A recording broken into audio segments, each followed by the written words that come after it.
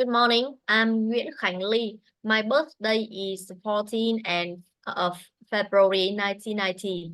My ID is 23FA00017108 and group number is 9A.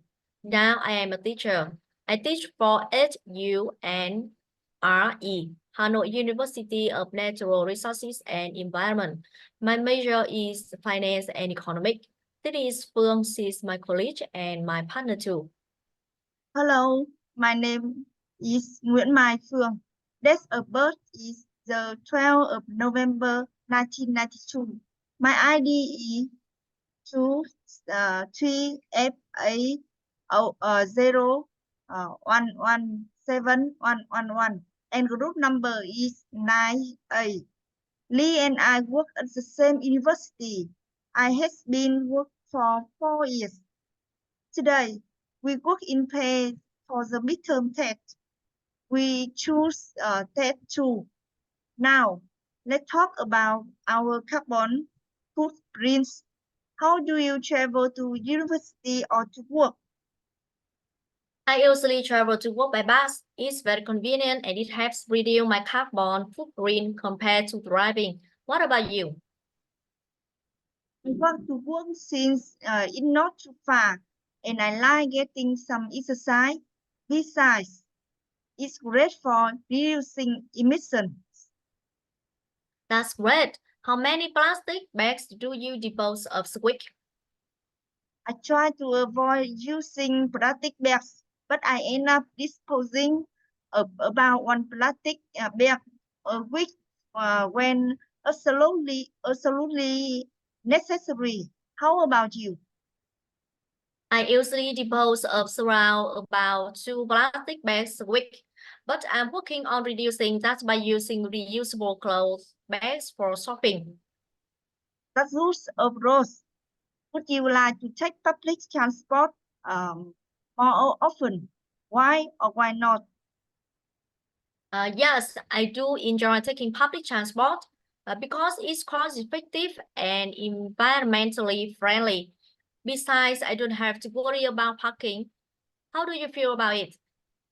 I like the idea of public transport for the same reasons, but sometimes the schedule are not very convenient. However, I try to use it whenever possible. That makes sense. So what have you done to minimize your carbon emission? I use the energy efficient LED bulbs at home and make sure to turn off appliances when not in use. I also participate in recycling program regularly. What about you?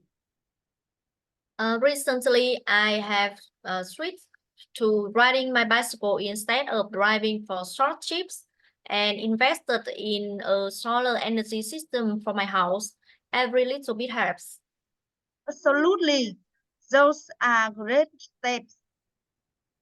Yes, it's encouraging to see how we can each make a difference. Now let's move on the part 2. Hi, I hear the city council wants our community to develop a Go Green campaign to protect the environment. We need to decide on the most feasible activity. That's great. What are the second activities? We have 3 options: planting more trees in our area, persuading shops and restaurants to use paper containers, and encouraging people to cycle or walk to work or school 1 day per week. All of those sound beneficial. Let's start with planting more trees. What do you think about that? Planting trees is fantastic. They improve air quality and provide shade, but it might require ongoing maintenance and space. We need to ensure we have the resources to care for the trees properly. That's true.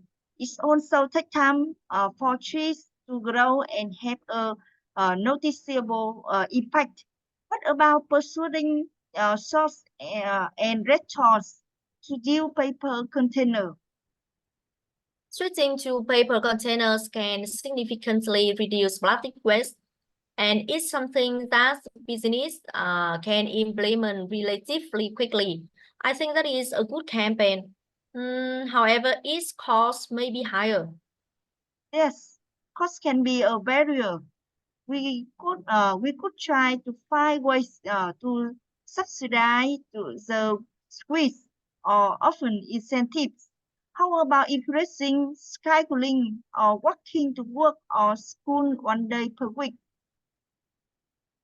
That could have an immediate positive impact on reducing traffic congestions and emissions. Besides, it promotes a healthier lifestyle. However, we might need to address safety concerns and the availability of bike lanes. Good boys. We could start by creating awareness and organizing group walks or rides to make it safer and more appealing. I agree with you. It seems like each activity has its pros and cons. Which one do you think we should prioritize? I think encouraging cycling or walking 1 day per week might be the most feasible to start with. It requires less upfront investment, and the community can see immediate benefits. I'm with you on that. We can start with a pilot program and see how it goes. If it's successful, we can gradually introduce the other activities. Sound like a plan. Let's propose it to the city council and get started on organizing the campaign. Great. I draft a proposal and we can present it at the next community meeting. Now, move on part 3. Let's talk about how climate change has affected us and our community. Have you noticed any trends? Definitely. One of the most noticeable changes is the rising temperatures. Summers are become hotter and longer, especially in major cities like Hanoi and Ho Chi Minh City. Yes, I noticed that too.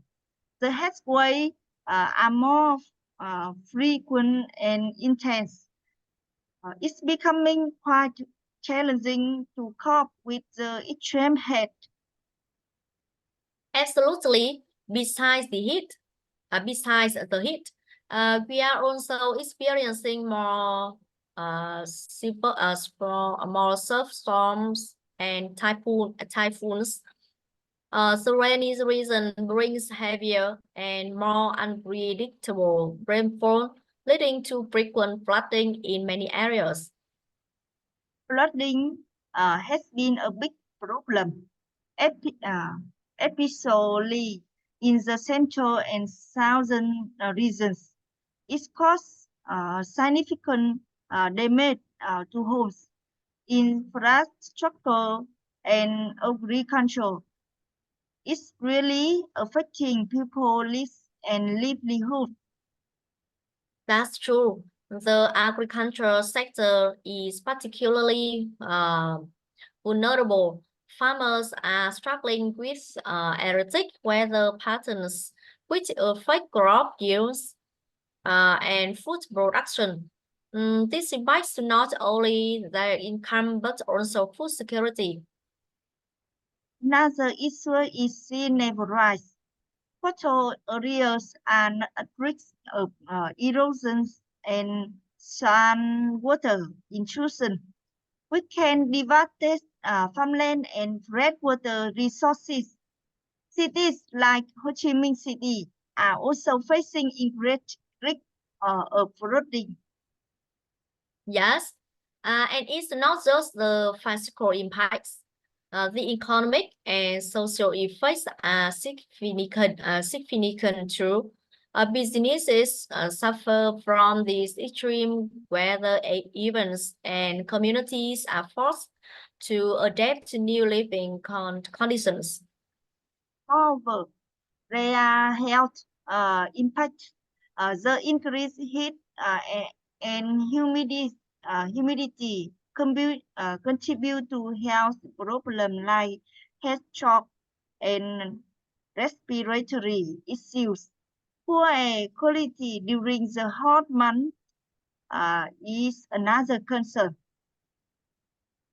It's clear that climate change is having a wide-ranging impact on Vietnam.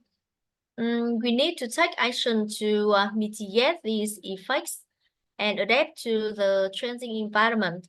Public awareness and government policies are crucial. Agree.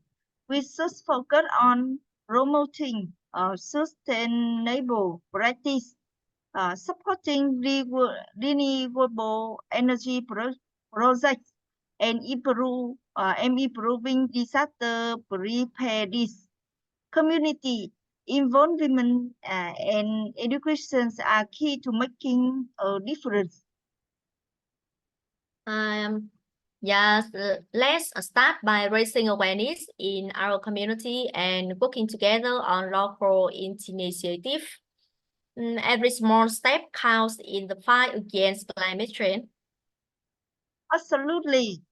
Together, we can make a positive impact and help protect our environment for future generations.